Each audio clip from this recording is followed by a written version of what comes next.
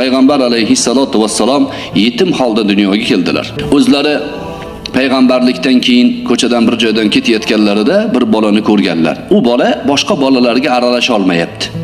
Ular bilan o'yna olmayapti. Shunga kelib, "Ey o'g'lim, sen nimaga bular bilan o'ynamayapsan?" deganda, "Bularning otasi bor, meni otam yo'q, yetimman" degan. Yetimlikda qalbga o'yin sig'adimi degan. Payg'ambar alayhissalatu vassalom boshini silaganlar. "Xafa bo'lma, bolam, men ham yetimman. Men ham yetim bo'lganman. Xohlasang seni dadang bo'laman" deganlar. Oysha seni onang bo'ladi, Alini aka qilasan, Fatima opang bo'ladi deganlar. Bolani ko'nglini ko'targanlar. Payg'ambar alayhissalatu vassalom tug'ilganlarida yetim edilar.